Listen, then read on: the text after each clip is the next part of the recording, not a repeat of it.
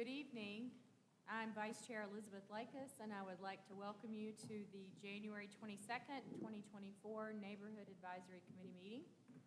The committee consists of 9 members, all appointed by City Council, with representation from specific community sectors. Members shall be residents of the city or the city's extraterritorial zoning jurisdiction and shall reflect the socioeconomic diversity of Asheville. Term of office is 3 years. The committee was established to advise the City Council on neighborhoods within the City of Asheville's zoning and planning jurisdiction. The committee shall have the following powers and duties: develop rules and bylaws for the conduct of its business, including but not limited to meeting schedules, officers, voting, subcommittees, develop a plan to strengthen neighborhood identity and resilience, and to facilitate communication and cooperation between Asheville's neighborhoods and city offices. Develop benchmarks and standards by which progress towards implementing the plan can be measured, and work on special projects that are consistent with the goals of the committee as assigned or directed by the City Council. All committee members and staff are participating in person.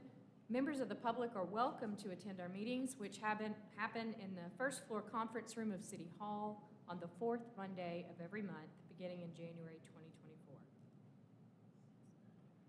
Every other month, excuse me. New change. New year, new change.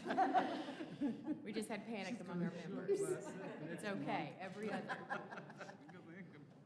We are streaming live on our Virtual Engagement Hub, which is accessible through the Virtual Engagement Hub link on the front page of the city website and also linked on the committee webpage. We also have an option for the public to listen live by phone by dialing 855-925-2801 and entering meeting code 9247. For those of you out there with us today, welcome. I will now invite the committee members to introduce themselves. Please say your name and the zip code or area you represent. I will start with Moira. My name is Moira Belange, and I represent zip codes 28806 and 28728. My name is Joe Taylor, and I represent zip code area 28804. Hi, my name is Sandra Frempong. I represent zip code 28805. Hi, I'm Elise Martyr. I'm an at-large representative residing in 28806.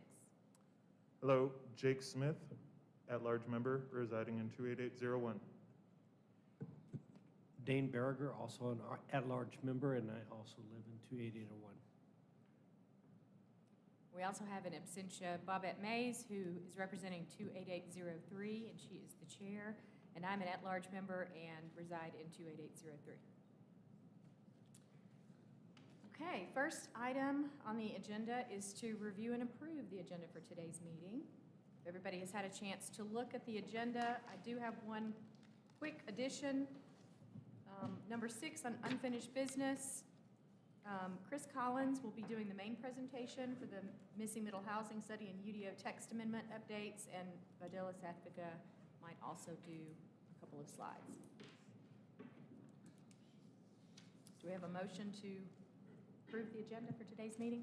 A motion? Second. Motion has been made and seconded. All in favor, say aye. Aye.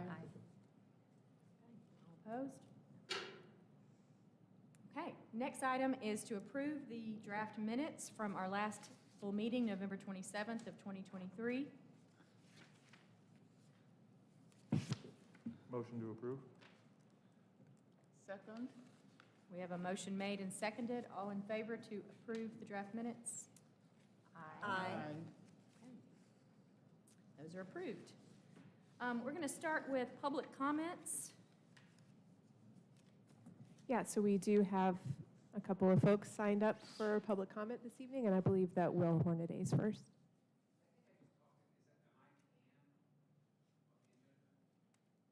No, Can's not on the agenda.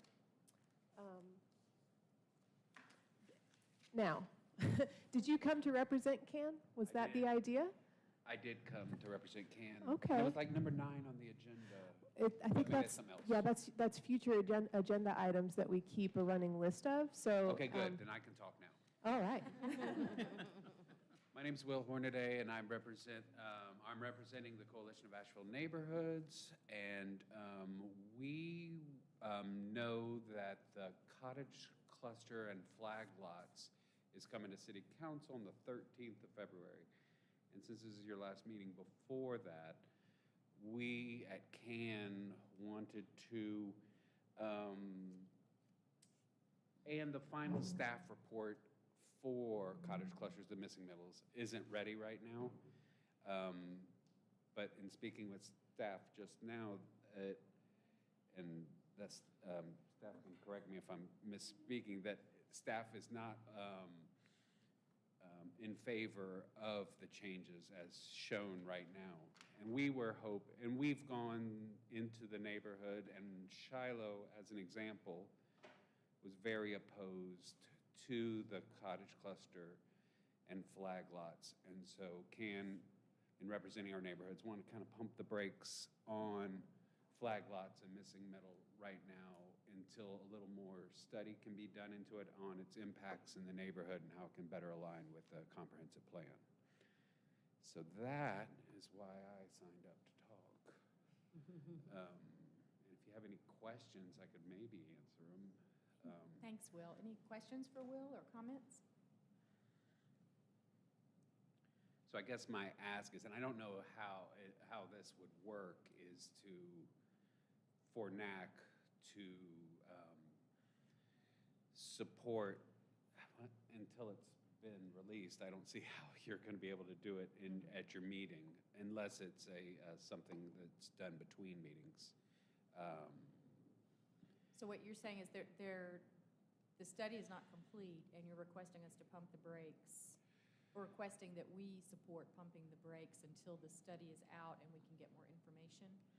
Correct, and also get some input from more of the community, because right now this is a single person who's pushing for the changes that we'd like to look at the broader impact.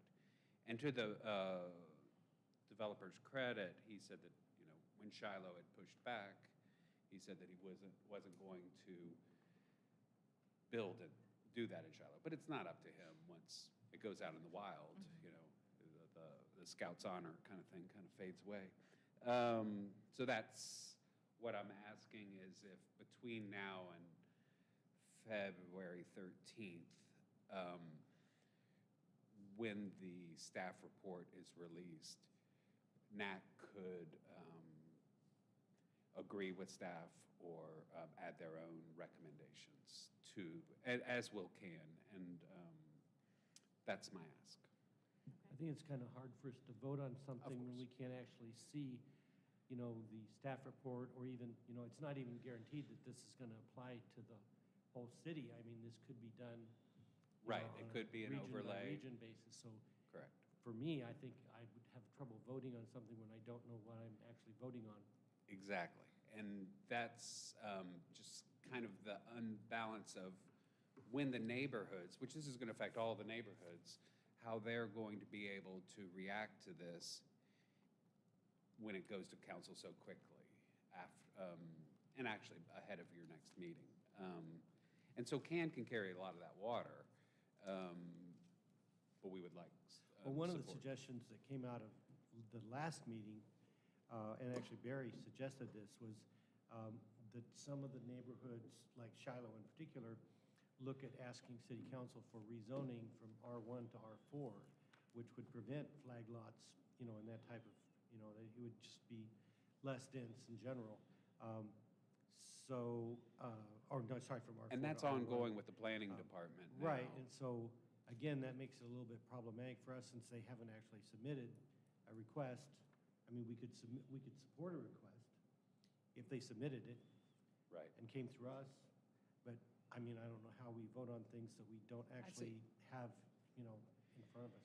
Sort of the timing's kind of weird for Yeah, it this, is when very it's going to hit, and with every other I month. wouldn't be surprised, however, if city council defers that a little bit further down the road, since it actually hasn't, been finalized and hasn't had time for public comment.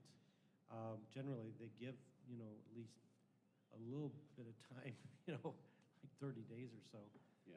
So I don't know, I mean, it's kind of, I don't know what you guys. I agree completely with you, and I think that's an ask from this commission is to ask for time to I guess to that would process it. be reasonable. We could ask for, 30 days of, for public comment, after it's actually published, before they vote on it. I mean, do you guys think that would be, because, I mean, we haven't seen the actual final report. Right, and what I had printed out, and Vidila corrected me, that this is the 3 reports back in the August staff report.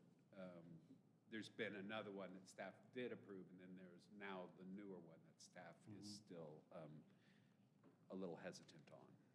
So anyway. I appreciate you coming down and sharing the opinion of CAN. That really helps us. Because honestly, like, we didn't have all the information. We don't have all the information. And, I had actually rewatched the presentation and slides earlier today and still had plenty of questions. Yeah. So, And on a side note, CAN is having a meeting on Thursday at the Wesley Grant Center. There's going to be some property tax inequity talk and Mission Hospital talk with Senator Mayfield. So 5 o'clock on Thursday at the Wesley Grant Center. Everyone here is welcome, and in the viewing world on YouTube. So. Thank you, Will. Thank y'all. Anybody else have any comments or questions? And City, I don't know if you all can answer this. Do we know when the full report is going to come out? Does anyone, or is that going to be addressed when you have your, I know it's on the agenda. We got a lot of housing stuff on the agenda, so some of this may come out, but we'll kind of hold that question. Okay.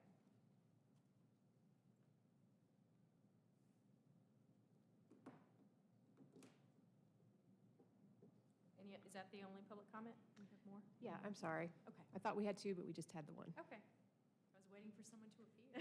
Sorry. I'd already moved on.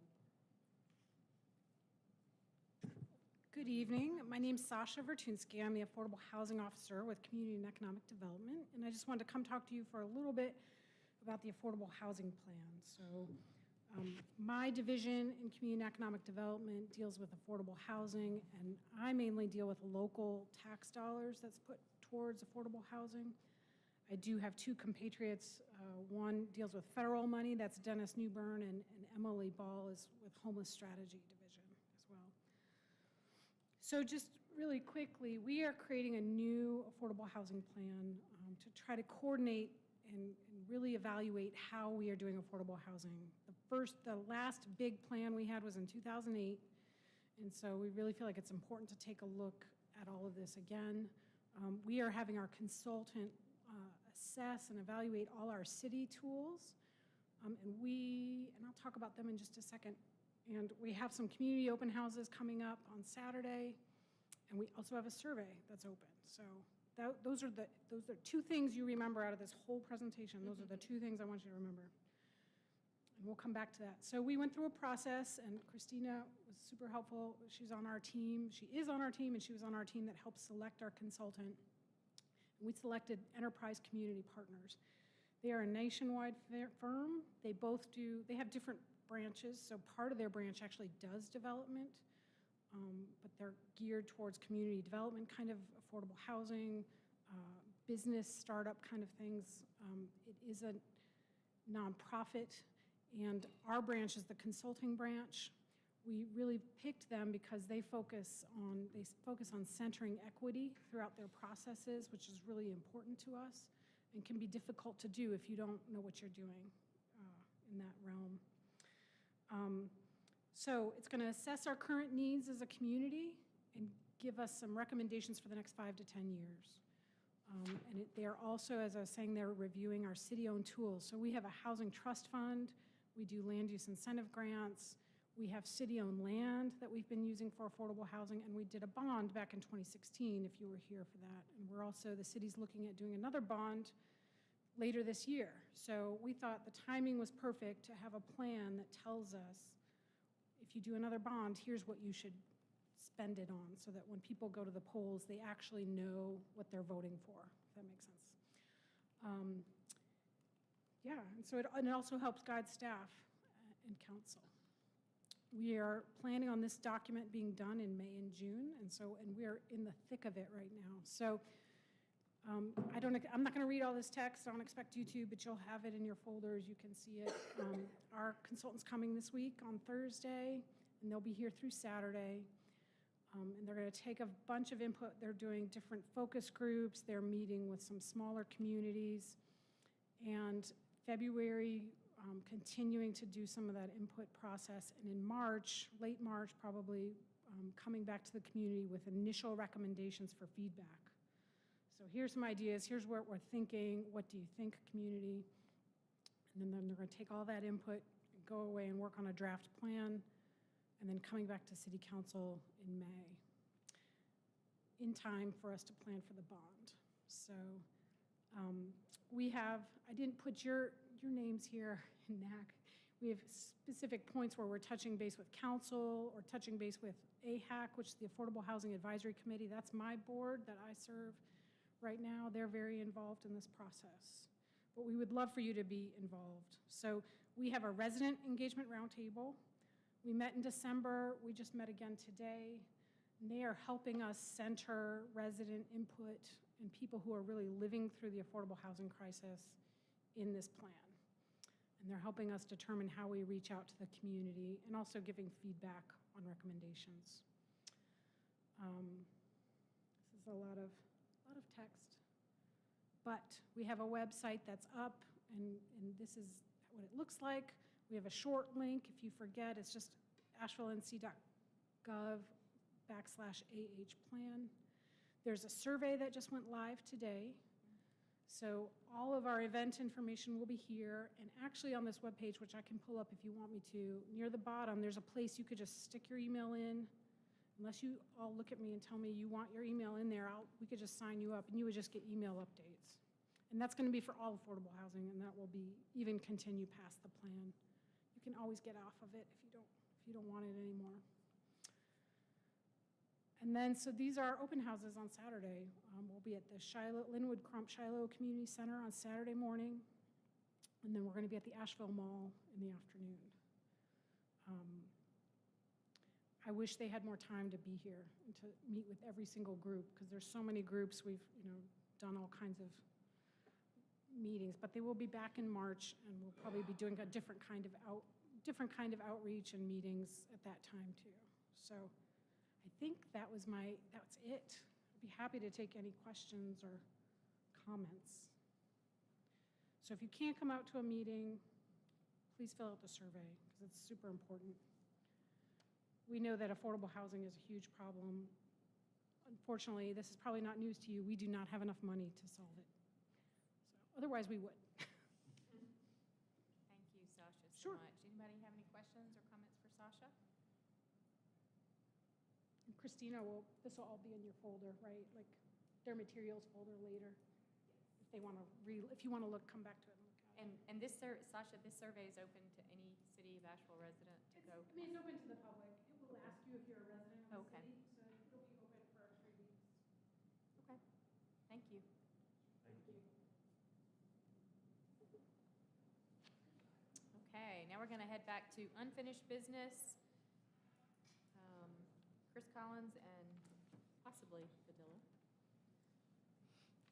Good evening.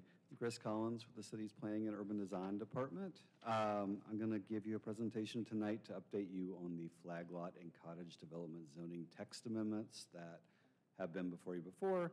Also a brief update on the I should be able to say that by now, missing middle housing study implementation efforts. And if need be, we do have Padilla Sapphika from the Planning and Urban Design Department as well, who can answer any questions that may come up. First of all, we're just going to take a look at these amendments.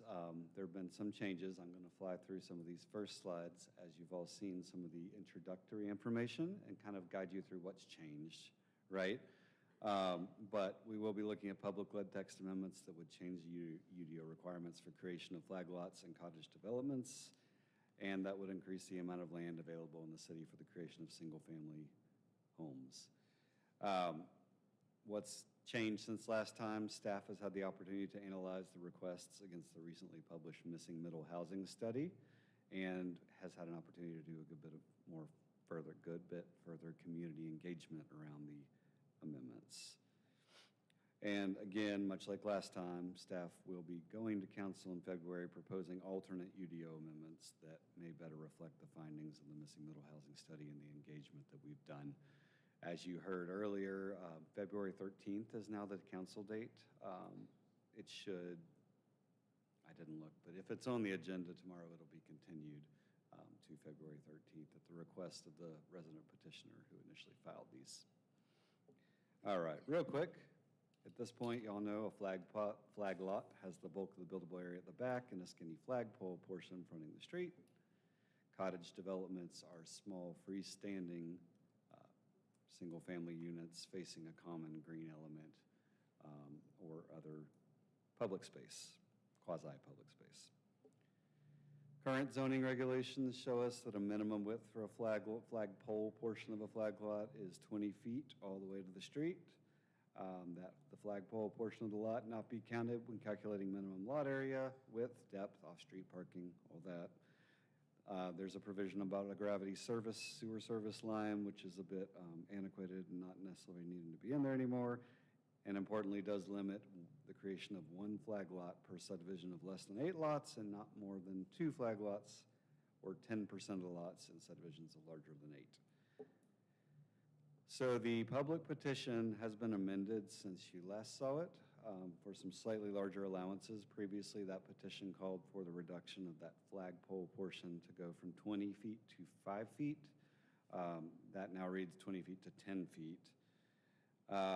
The only other change, there are a few points here that are the same, is that a piece of text has been introduced to the proposal that would limit flag lot creation per subdivision to 1 flag lot per zoning standard width lot. What that means is if we're in a RS 8 zoning district and the minimum lot width is 40 feet, that provision would limit it to 1 flag lot for every 40 feet of frontage. At this point, staff recommended alternate regulations haven't really changed, and I'll show you why as we move through the slides here.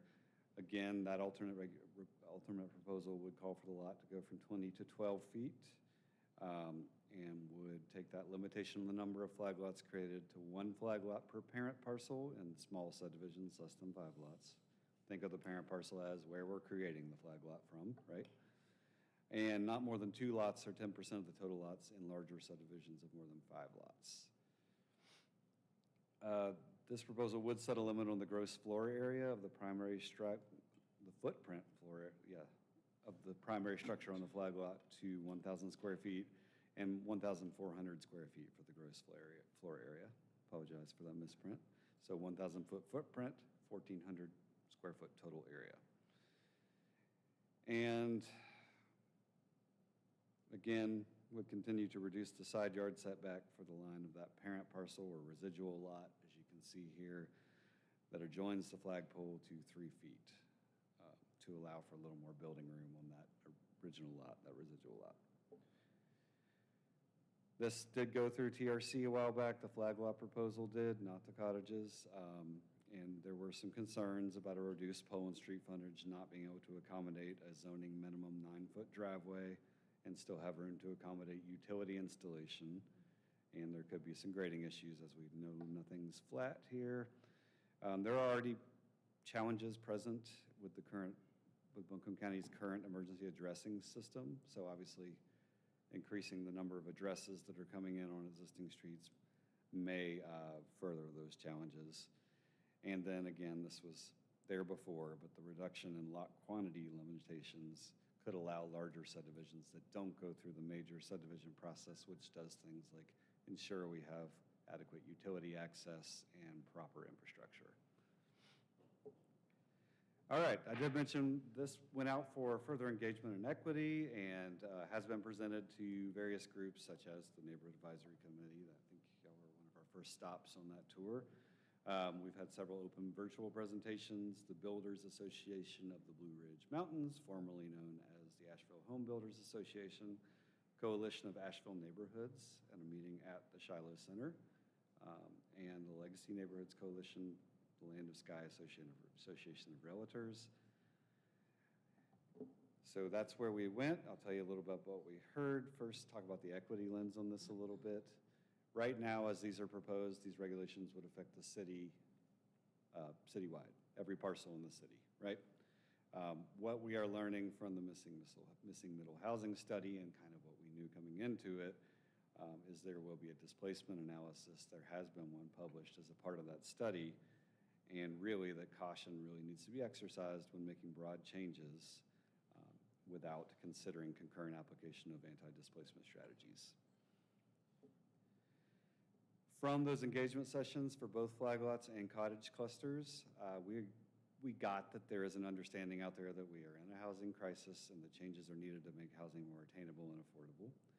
We also did hear that there were concerns that echoed throughout our appearances about ensuring emergency access to new homes, backyard homes being incompatible with desired neighborhood development patterns, displacement and gentrification in neighborhoods, tree canopy reduction, and open space reduction via the increase in the amount of land available for single-family homes. So how does all that line up with what we found from the Missing Middle Housing Study? The Missing Middle Housing Study did contain 3 elements that speak directly to these amendments. Without going into details, you can read the section in there about subdivision tests and strategies. It did recommend a minimum flagpole width of no less than 12 feet. And it also recommended that cottage developments contain no less than 3 units. It did also recommend that cottage developments require orientation to the street in existing neighborhoods for neighborhood compatibility. And that is a thread you'll see throughout that study. So this is a summary on the flag lots themselves. This is everything we just talked about, just summed up in one chart. So I won't necessarily repeat it all, and we can come back to it if you have questions, but I will leave it up there for just a moment.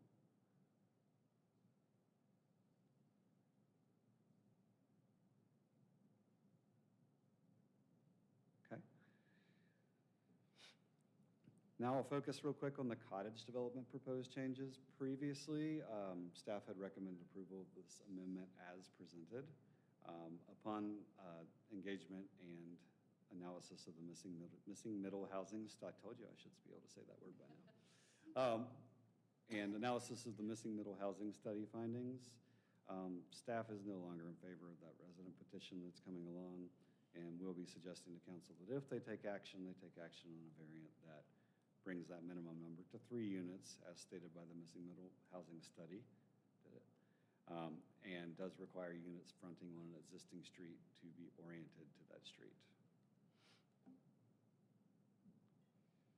All right, I'm gonna skip that one for now unless we have questions that come up.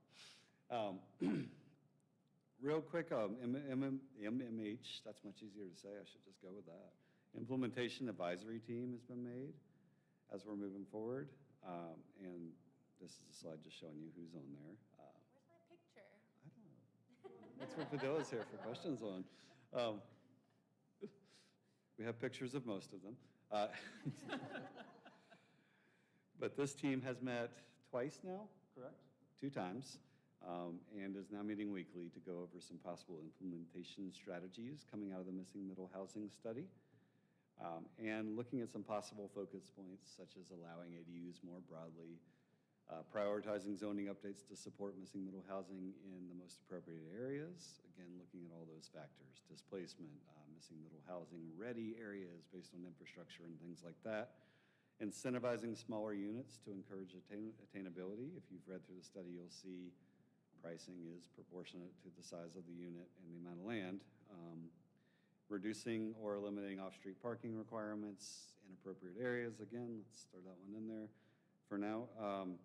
Establishing maximum lot coverage footprint standards, revising driveway standards, updating sidewalk regulations, and coming back to our cottage developments, orienting homes to preserve neighborhood patterns.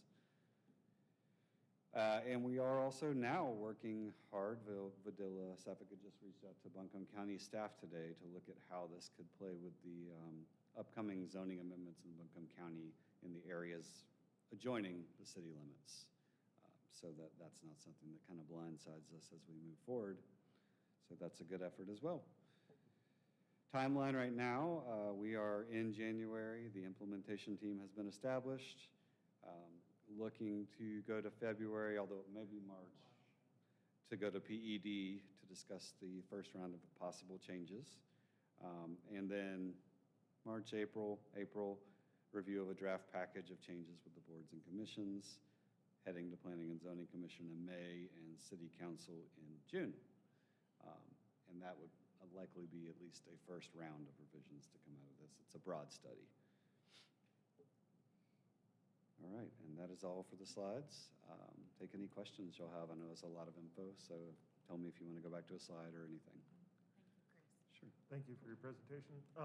So you had mentioned that you had went to, I think it was 5 or 6 different places. I'm sure the realtors and the builders were very pro building. And could you discuss some of the other feedback that you received?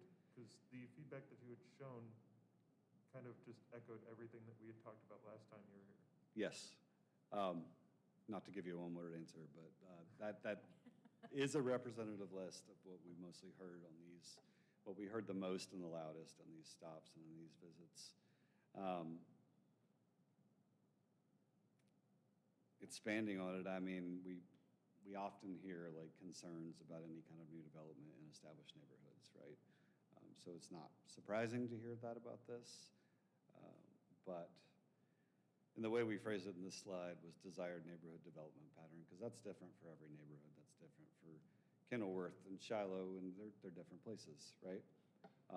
So you can think of that as how a neighborhood views its character, right?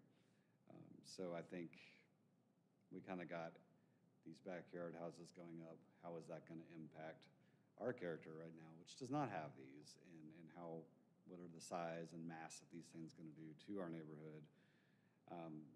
There's a thread of displacement and gentrification that comes through there with everything, because that's something that's happening in neighborhoods. And will this increase the rate of that, or how will this work, increasing the amount of development opportunities present in neighborhoods? It's kind of what we heard. I know that tree canopy reduction and open space reduction is what we first heard from the Urban Forestry Commission, but that's not the only place we did hear that. But it is directly related to, hey, we're opening up more land for development that's not subject to the city's tree canopy protection regulations, which is 1- and 2-family homes. Well, I can understand people having concerns, but to me, practically speaking, this doesn't seem that different from an ADU. I mean, if they're just separate lots, it's the only real difference. I mean, effectively, it's an ADU on a separate lot. So, I mean, and to me, I would much rather see us doing infill housing rather than going further out into the county. I mean, as far as like tree canopy reduction, that would be much more harmful than doing infill housing. Okay. Looking at your timeline, can you? Missing middle. The one at the end. Yep, there we go. Can we reasonably assume if you're going to planning and economic development in February, on February 13th, which now it's March?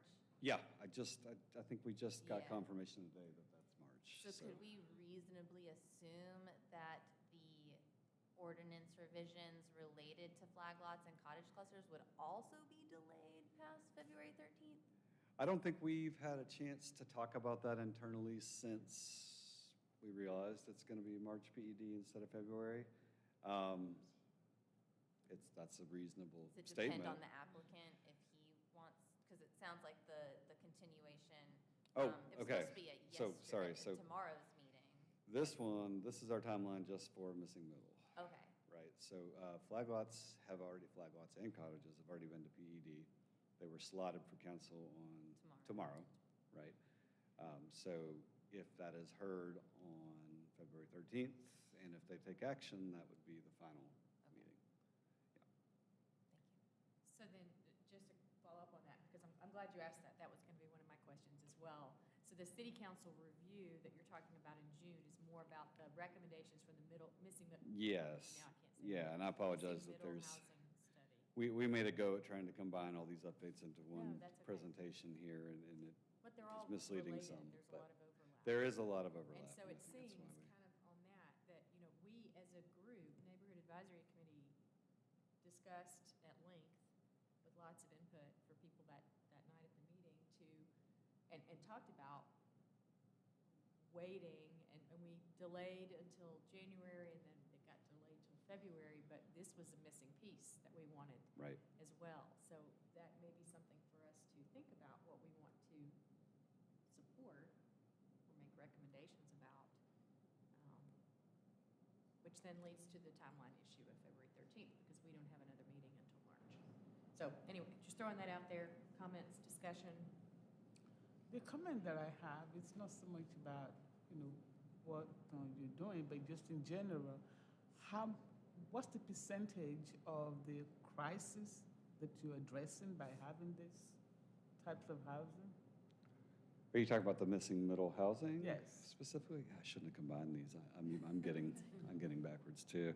Percentage of the crisis? Yeah. How much impact could we have? Yeah, that's.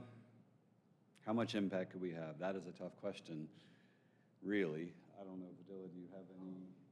I don't think we have a specific quantity. It's a big question, and I think it depends on how the city changes regulations. The big thing to think about is that 2/3 of our residential districts currently only allow single-family zoning. So we currently, in the bulk of our zoning districts, preclude most of the housing types that middle housing is suggesting we open up to allow more opportunities.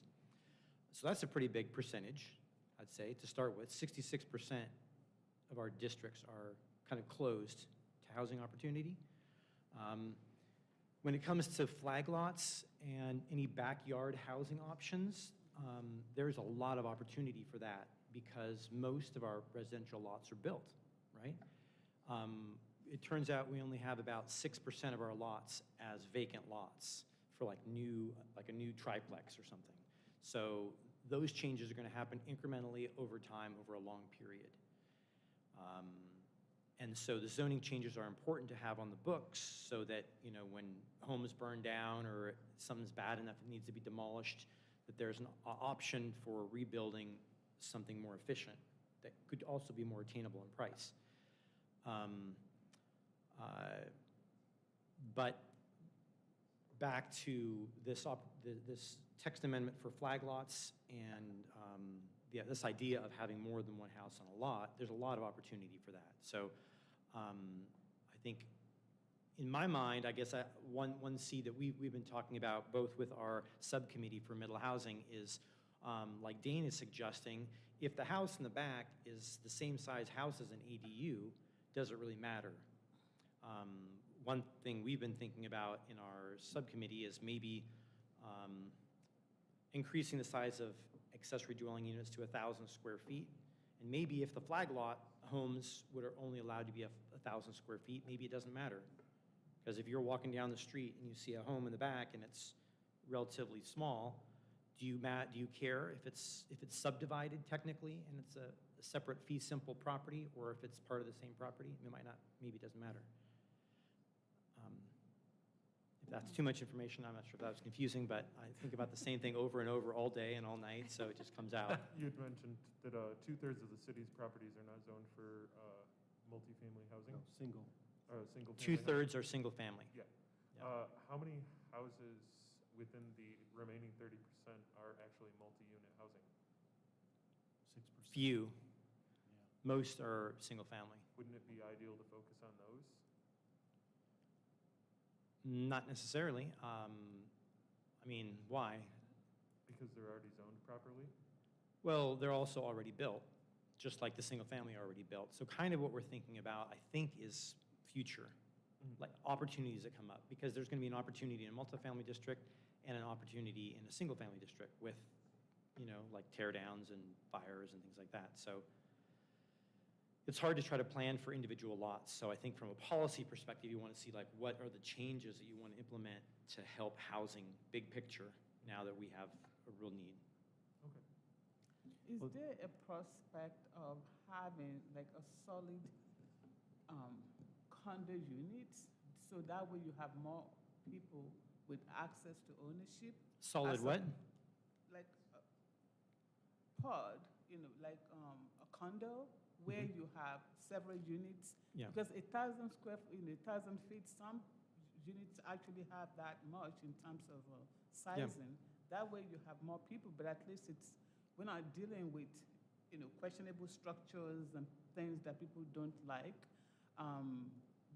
For instance, what you have, on the block, you have several, units there, and of course, those are luxury apartments, but you can also have that if you have the land.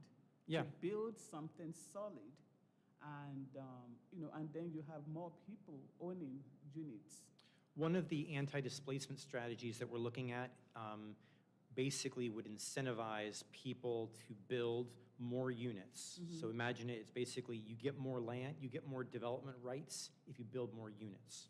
So if we do that, it would be an incentive to move away from single family, because you could build a duplex or even a triplex. You'd get more, more financial opportunity on the upside. And so that would lead to something that would be a condo, might be a triplex condo or quadplex, 20plex, things like that. And would that be considered a cottage development, a cottage cluster? No, Or so that's- cottages are detached structures around common open space is the idea.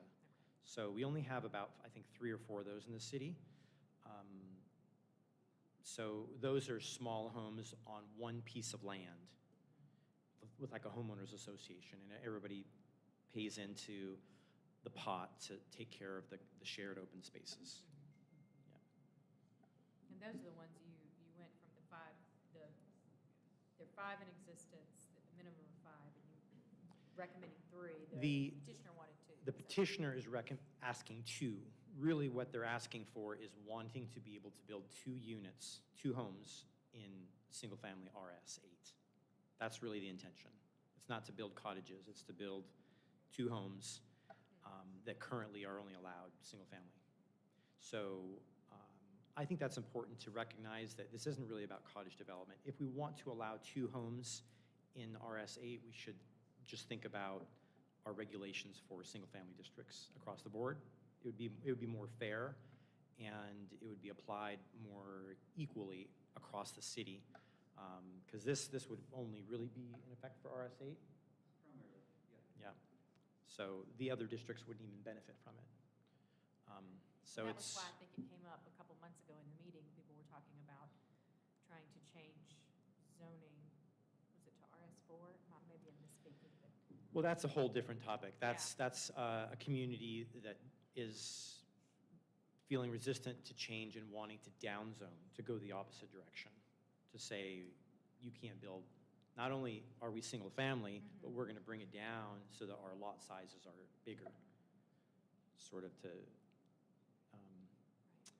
go the other direction. But the report highlights that that's the most expensive path. So if we go that direction, it's really ultimately raising costs of land. But that's an option. Yeah, there's a major movement across the country to eliminate zoning entirely. And to me, this seems like a very modest proposal. I mean, Compared to that, yeah, exactly. yeah, let's not go there yet. All right. Thank you. Any more comments or questions? Chris? Thank you. Thank you so much for coming.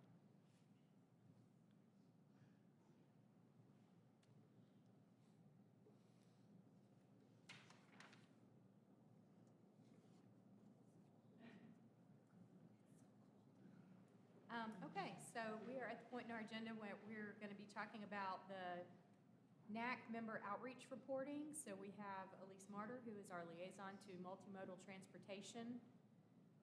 They can give a report. And then the second part of that, while you're thinking if anybody else has been to any other neighborhood association meetings and would like to report that, that's what the second one is. I'll give you some time to think while Elise gives her report.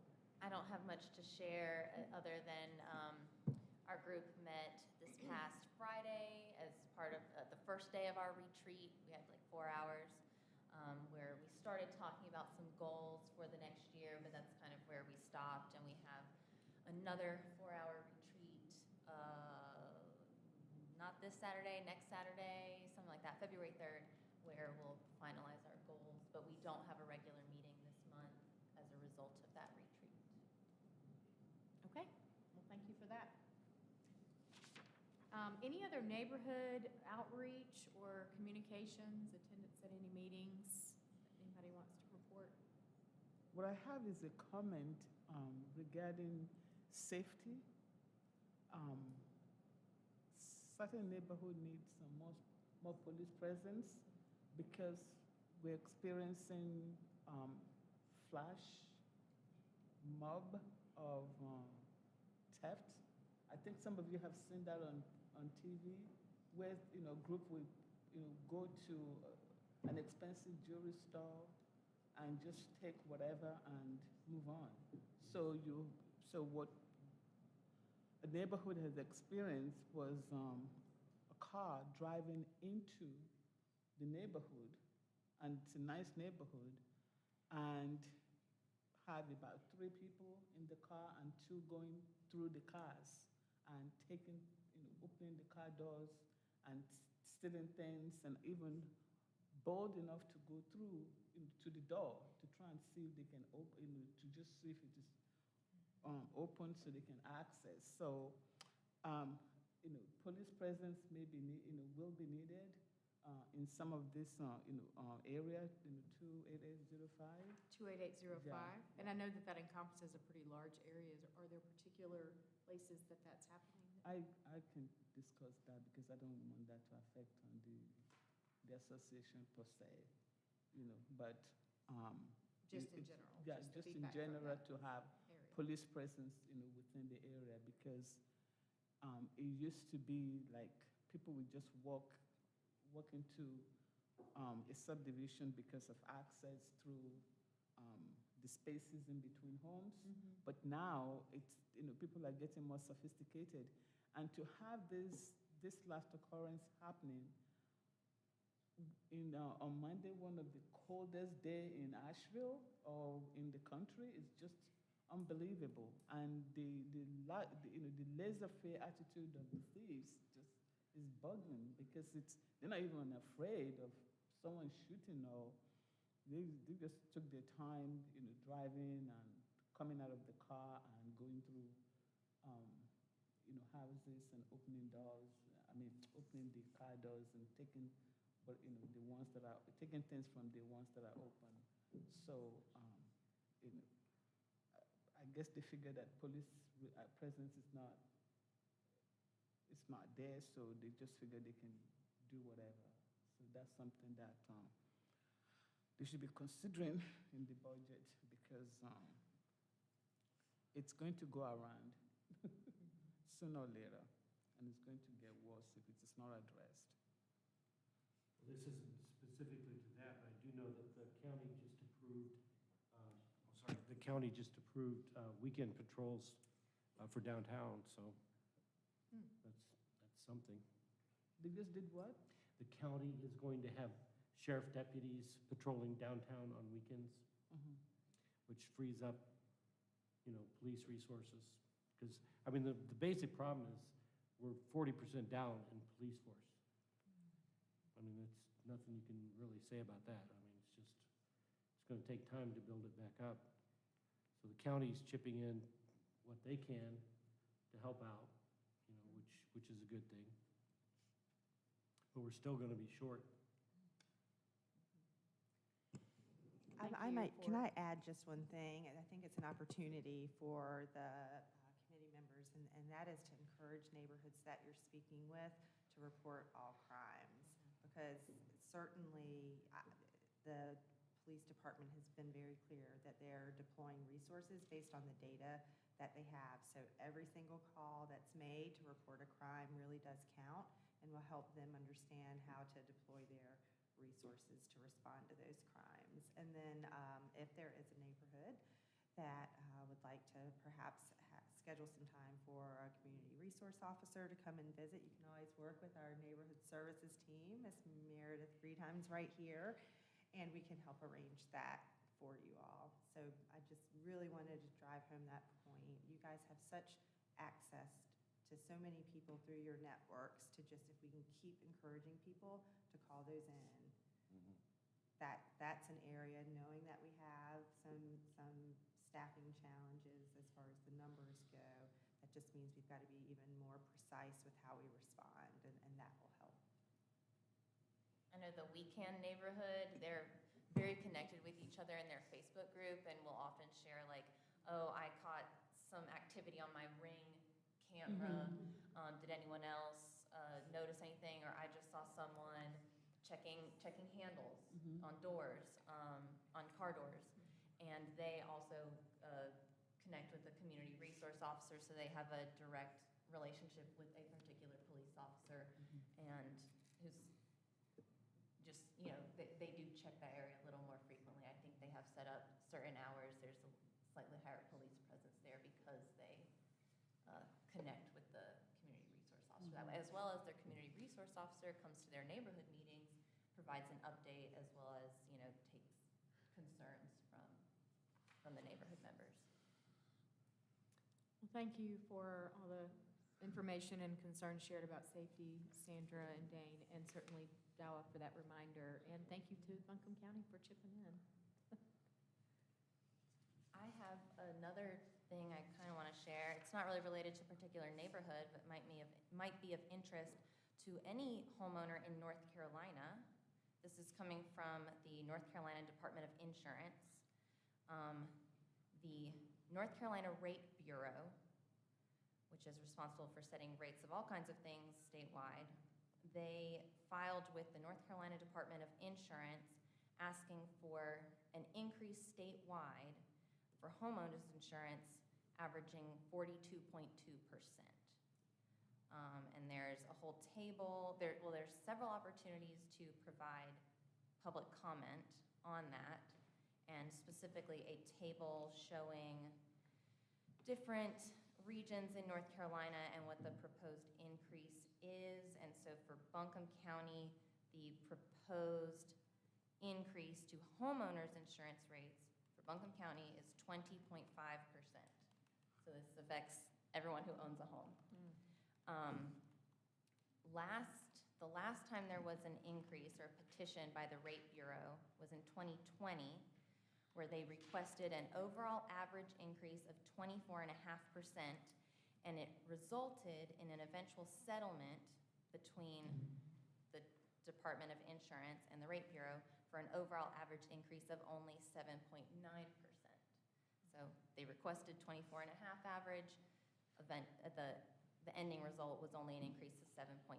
So again, there's being an ask for a big increase, averaging 42.2% statewide, 20.5% in Buncombe County.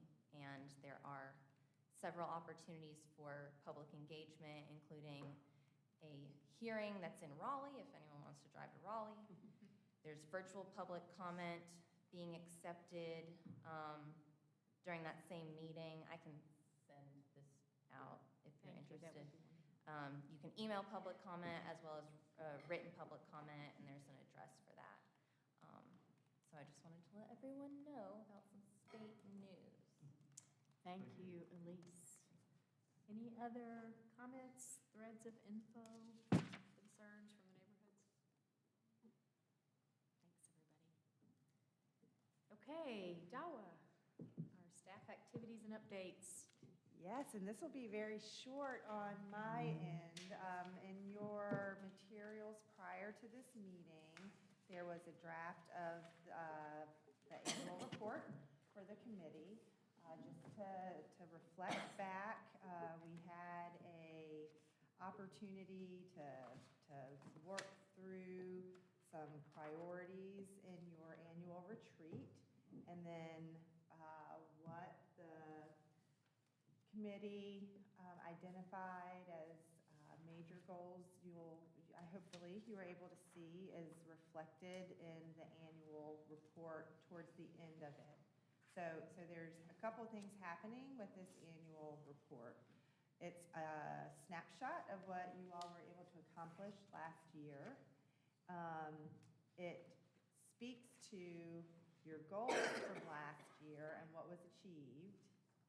And then it moves into what your goals are coming out of that retreat for 2024. And this is really in your hands. So staff compiled what we had heard, and this is your opportunity, if there are other things that you would like to see in this annual report, to go ahead and let us know. Those changes can be made, but we will need you all to vote on that, and then we send that on to the city clerk's office, and that's shared with city council, and it also sets in place your goals for 2024. So that this vote is, it's got a couple of different layers to it, and it's your opportunity to make any final edits and then affirm where you all see yourselves heading in this next calendar year. This current calendar year, let me be very, 2024 to be very clear. So everyone should have gotten a copy of this ahead of time. Also, you have paper copies in front of you. On the potential budgetary impact, should we request like a particular dollar amount that we would like to put on the Festival of Neighborhoods? So if I recall correctly, we did have a discussion about that, and so where we are on the operational end of things with staff is we've already hit the mark where new budget requests need to be made. So we did make a budget request in the amount of $3,000, looking at what the expenses were last time and then a little bit extra. We made that request for $3,000 for the Festival of Neighborhoods. Awesome, thank you. You're welcome. We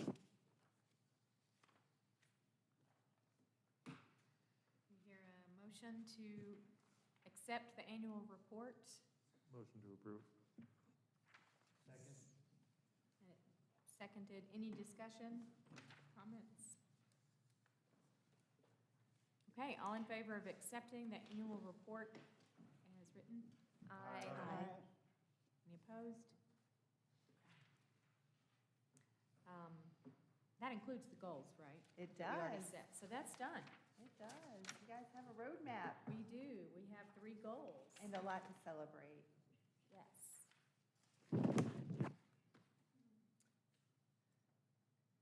So is the next part? I'll just introduce it, and then I guess we talk about the groups, the working groups. So our 3 goals for 2024 in front of you are increase NAC engagement with Asheville residents, organize and hold a Festival of Neighborhoods, nominate and celebrate a Volunteer of the Year. So we have established our every other month meeting schedule so that on the alternate months, we'll have our working groups. So of those 3 working groups, Festival of Neighborhoods, Volunteer of the Year, and engagement, we would like to request that people join at least one of those.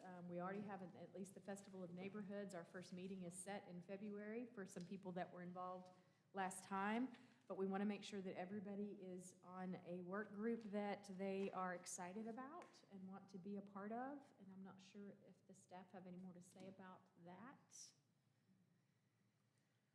The only thing I would say is that you do have to limit the number of members of working groups to 4 from the commission or the committee. That's not to say that additional members from the community at large can't participate, though. So just like with the Festival of Neighborhoods working group, we had folks from the community join that as well. So that's just another opportunity for you to think about when you're out engaging with neighborhoods. And so right now, for the Festival of Neighborhoods, Meredith is helping us schedule and coordinate that right. And Moira and Jake, we're all still on that one. So you said a max of 4. And so for the Volunteer of the Year or engagement, if anybody wants to be on one of those working groups or to be in a coordinator, leader, point person for one of those groups, we want to make sure that those are also meeting in February at some point. Volunteer of the Year, if you're not familiar, we used to have a program where I think there were applications and we wanted to recognize someone who had done some outstanding work in neighborhood advocacy, things like that. Was it 2022 or 23? I can't remember. Yeah, well, we had some applications and we did honor some folks, and we're hoping to do that quarterly, and then that year ended. And so now it's sort of back to rather than quarterly, a Volunteer of the Year. So engagement, I think, can incorporate a lot of things we're talking about, going around more intentionally, perhaps, to some of the neighborhood associations. A few months ago, we each got maps and neighborhood associations that are in each of our zip codes or our areas, so that could be a potential for more intentional engagement. Yes, Yeah. Joe? So I'm interested in the engagement. When I sent out emails and said, "Hi, my name is Joe Taylor, and I represent your area," yada, yada, there were like 12, and I got 3 back. That's good. There's some relativism for you. But, 3 out of 12. and the ones I did get back, they said, well, that person isn't any longer. And so I'm not even clear about how to gather that data, much less really then what to do with it. And so I was thinking that it would be very helpful if you come in as a new person to the committee, if it was an up-to-date list, and if you had some levers that you could use in order to contact these people. And I would be interested in working on that with other people as a working group so that we could have a look at those names and contact and neighborhood associations. And I would like to talk to other people who have experience in reaching out to neighborhoods. So that's what I'm interested in. Great, Well, I'm thanks, Joe. interested in working on engagement also, and I have a couple of neighborhoods that I'm interested in working with. I also think it would be helpful to have a representative from this committee to go to the CAN meetings and report back, what you guys are doing, because we're kind of overlapping in a lot of areas and could be complementary, more than we are now. And I would be certainly willing to do that. But I think, the list that Christina sends out every month about the upcoming meetings, I think is a good starting point.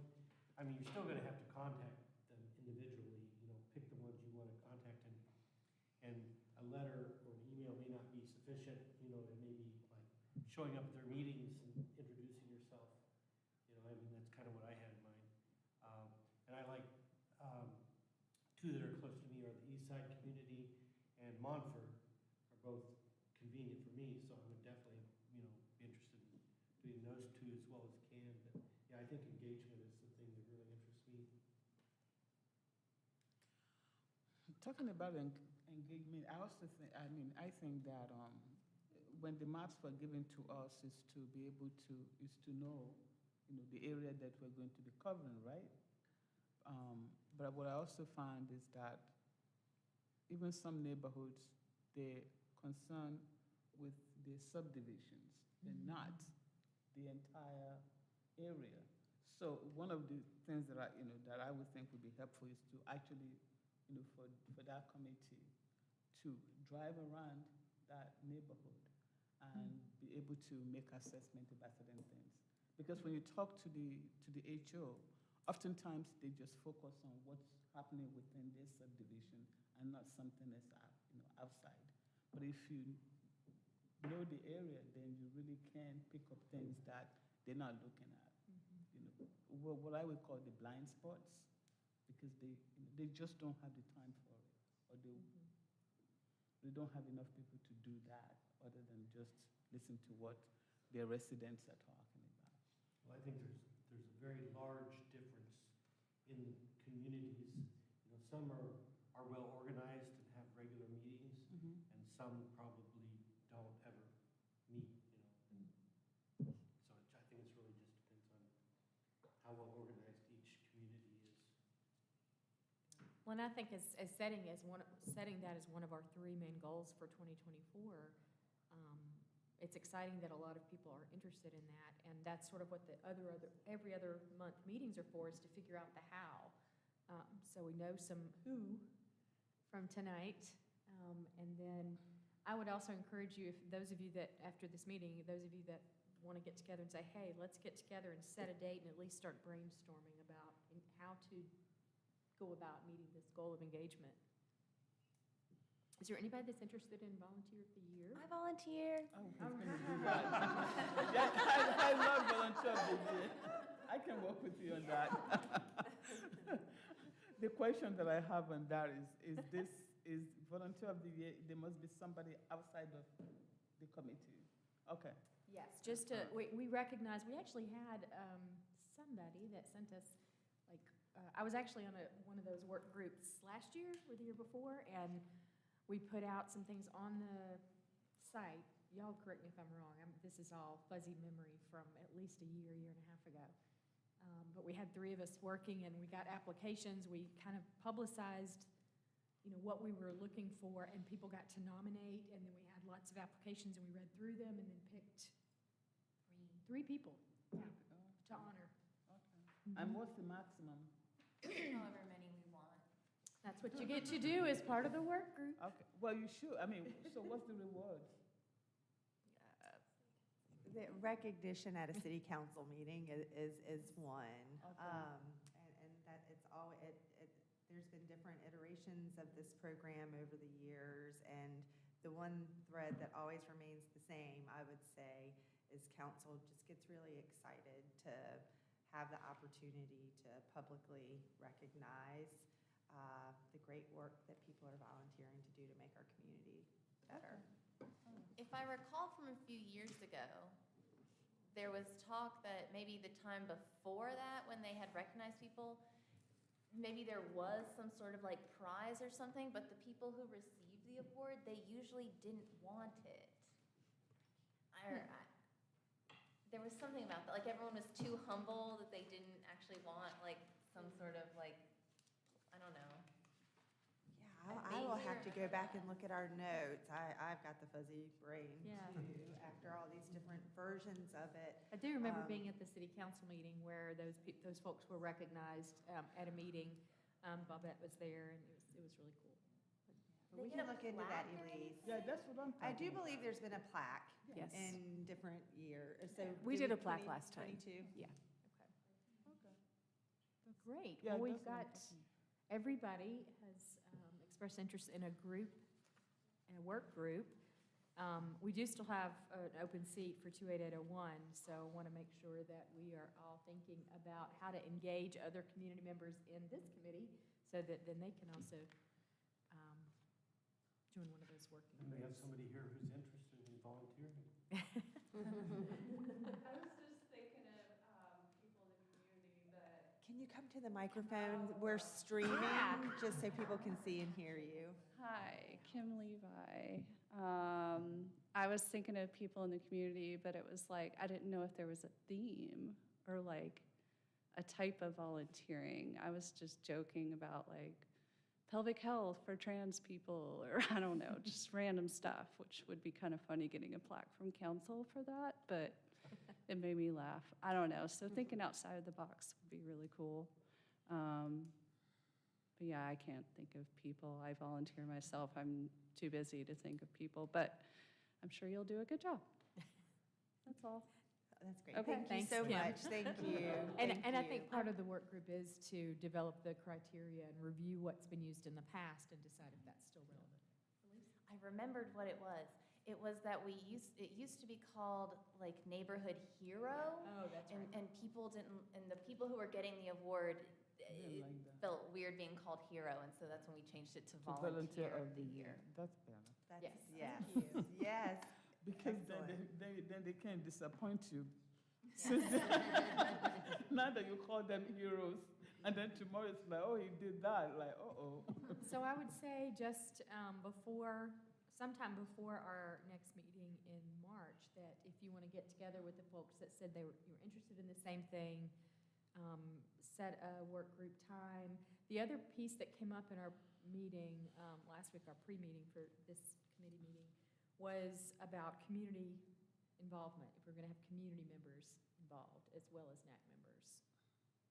Is that something we need to talk about, or just something for the work groups to talk about? I don't know who I'm asking. I'm just looking at the city staff.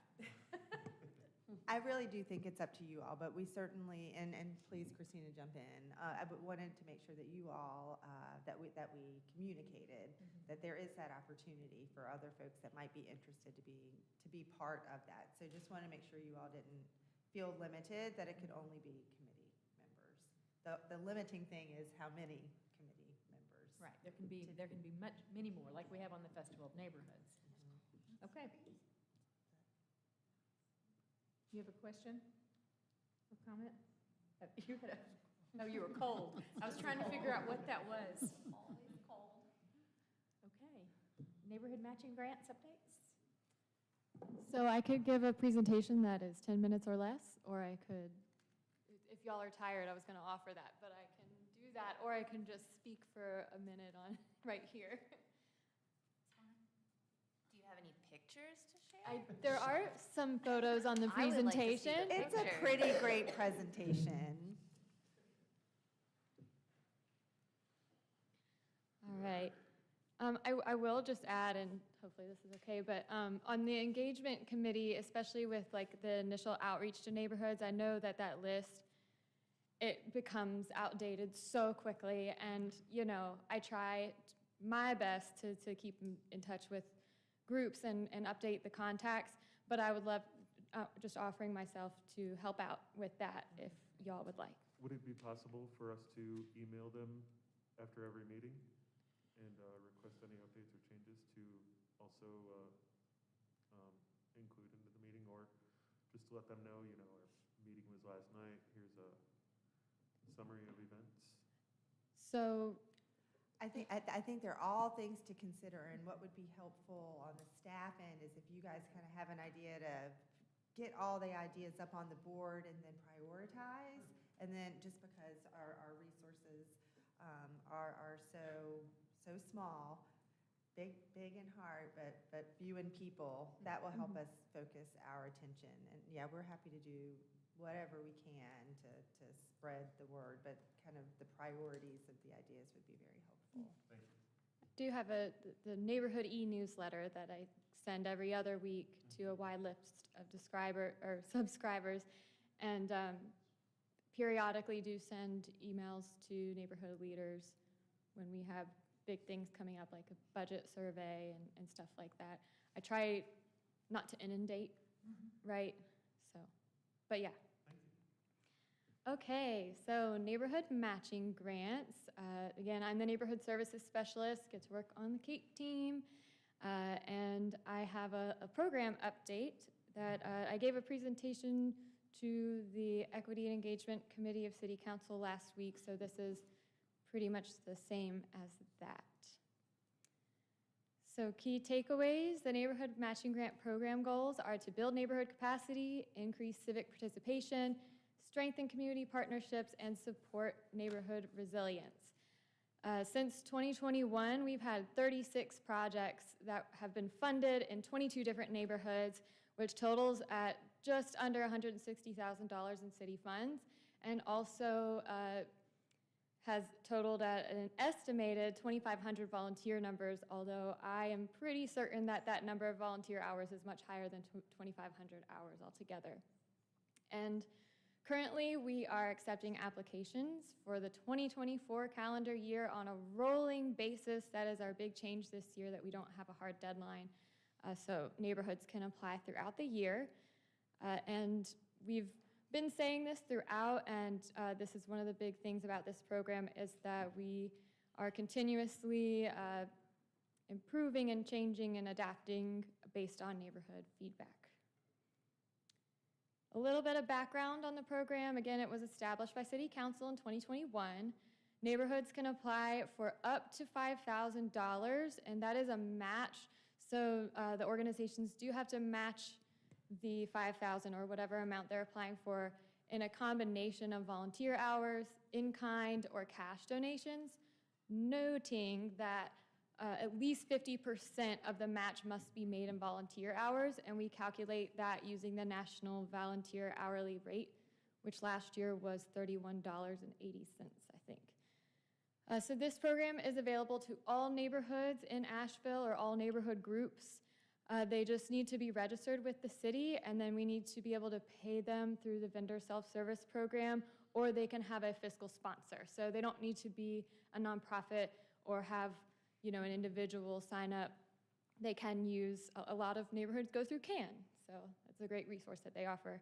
And the partnership agreement term is for 1 year, so we're asking for proposals that can realistically be done in 1 year, and this is also really meant to be a grant that funds like one-time expenses, so new programming or new projects. You can see in this picture, the Haw Creek neighborhood is putting up a trailhead kiosk, so it's like, you know, one-time thing that really enabled them to do something that they think is cool and important for their neighborhood. So just want to call out, I don't know if y'all have seen this before, and I know the text is small, but it is a chart from the International Association of Public Participation. And on the far left side, it starts with inform, and on the far right side, we go all the way to empower. And as local government, as the CAPE team especially, we're trying to look at how we engage with the public. And whenever we can get to that empower moment or empower point is really special, because that means that, you know, we are really putting into action exactly what the community wants, and we strive for that, but it's not always possible. A lot of the times we're somewhere in between inform and collaborate or inform and empower. So just calling out that this neighborhood matching grant program is one of those places that we do get to empower the public from start to finish. So in the fall of last year, we did a survey to all of our past awardees, and what we heard was the positive feedback was that interacting with staff, which is not just me, it is a lot of different staff across departments. The application process is pretty smooth. Neighborhoods had a positive experience executing their projects, which is good to hear, because depending on the project, there can be some roadblocks, and we try to be as flexible as possible. And then those last 3 bullet points there are our program goals. So it was great to hear that on average, our awardees feel that the program is achieving those goals. Now, suggestions for where we could improve. We heard that we should do a better job at connecting groups who are working on similar projects. We should be more flexible on allowable expenses, communicate neighborhood accomplishments publicly. We heard suggestions to increase the award potential past $5,000 and increase the agreement term past 1 year. And then we also heard suggestions to improve the lapse time between being awarded the grant and when the agreement's fully executed, and then you can go ahead and start. So here are some ways that we're responding to those suggestions so that hopefully it'll be seen as improvements. So we're moving to rolling applications, like I mentioned. Excited about this. I think it will hopefully be helpful for neighborhoods to be able to operate on their own timeline rather than our timeline. And also it kind of frees me up to provide better technical assistance, because when we were receiving all of the 17 or something applications at one time, and I'm trying to work with everybody to make sure everybody feels confident about the application they're submitting, it definitely was a little bit stressful, but also it makes it a little bit less competitive overall for all the neighborhoods. Improved technical assistance. We are adding a workshop, and that's one thing, if you remember anything from this presentation tonight, well, there's other things to remember too, but February 19th, 4 to 6 p.m., we are having a workshop, and that is just like a drop-in public event, and it's at the Grant Center. on Livingston Street, the Grant Community Center. And that will be a drop-in event where we have different stations and have the public come in and be able to ask questions and learn about the program, and we can help them apply or prepare to apply. And we would love it if, you know, if any of y'all would want to come out, and we could definitely stick you behind a table, but also just to have representation. If, you know, y'all working on the engagement stuff, that would probably be a good opportunity.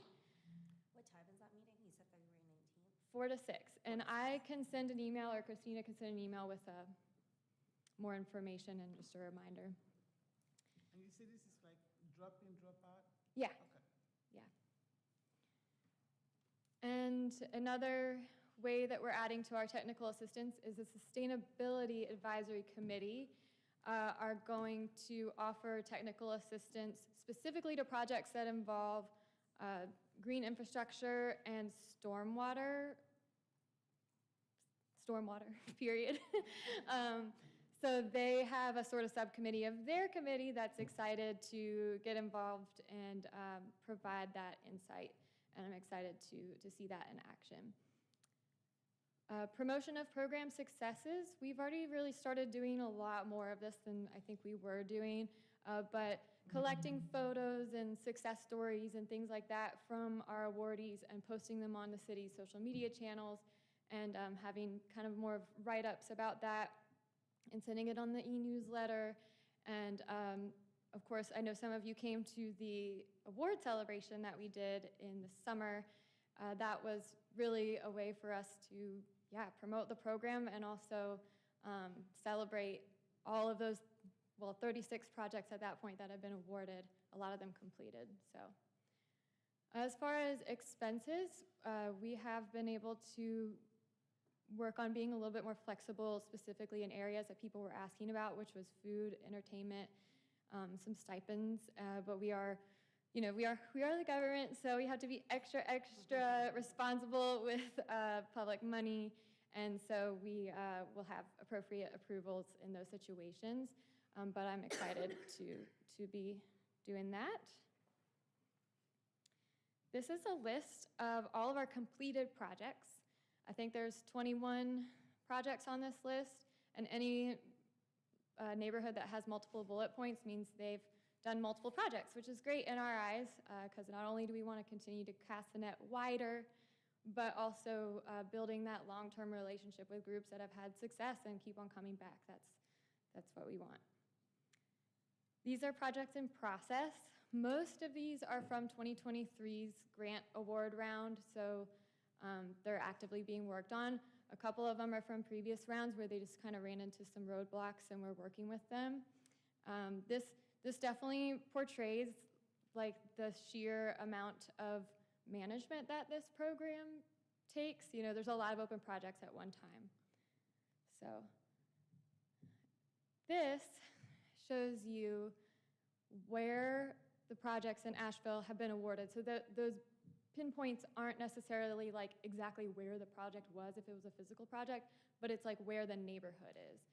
So pretty good disbursement. We'd love to see more applications from East Asheville and West Asheville and South Asheville, but it's pretty cool to look at it in this way and be able to tell where maybe we should do some targeted outreach. And on the right, we have spotlight projects. So that list is some things that we've been working on to better inform and inspire potential applicants and to promote the program. These are ways that we promote the program. We've done a lot of these in previous years and are continuing to do that, noting again that the workshops are new and we're doing more on social media to promote successes. This is just an image of our flyer, and that QR code is to register for the workshop. Registration's not required, but it's great to know who's going to come. And circling back to the key takeaways, I'm really excited. We already have one application in our inbox for the review committee to review, and yeah, it's exciting. So happy to answer any questions if there are any. is the deadline? There is no deadline. Oh, great. Rolling applications. We are limiting it to 14 applications for the calendar year. So based on the number of applications and awards that we've given in past years, I don't think that should be a big issue, but that's just how many we can manage, right? How many open projects we can manage. So we're just kind of trying to maintain control of that. Do you mean you award 14, or you will only accept 14 applications? Award 14, so Okay. theoretically we would. So you can have as many applications, but you will only give to 14 awardees.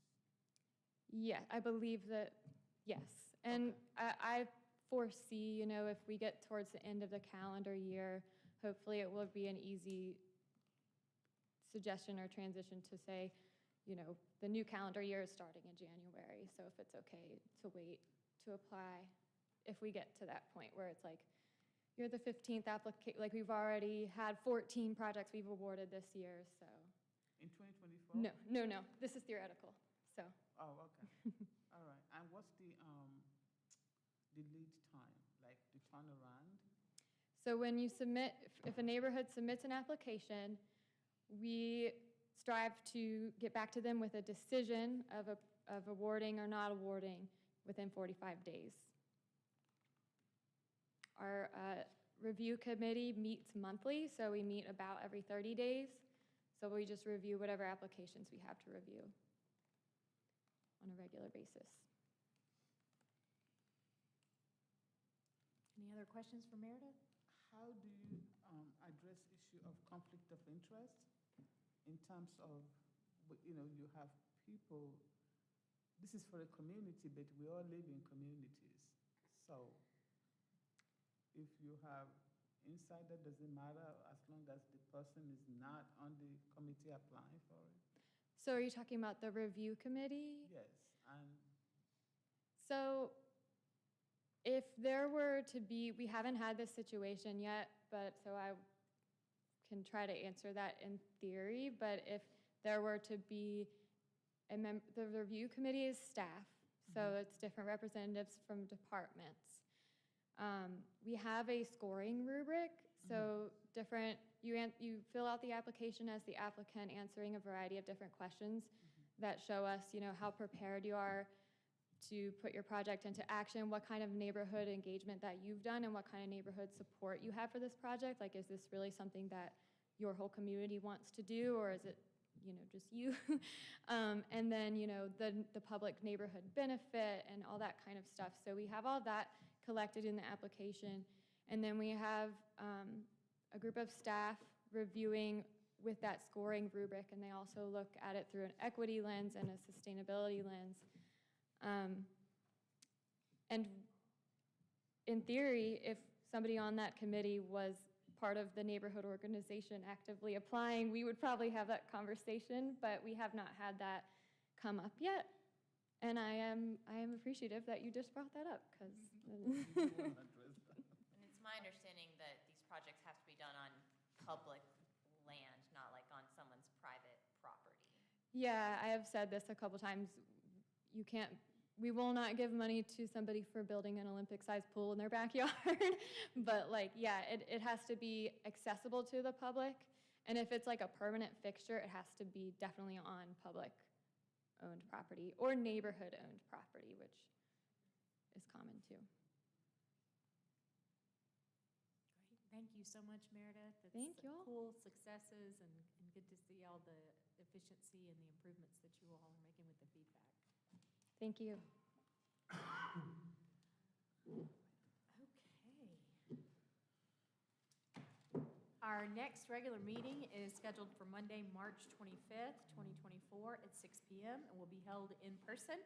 All meeting information can be found on the Neighborhood Advisory Committee webpage. And if there is nothing further, we'll now adjourn the meeting. 7:29, 1 minute to spare.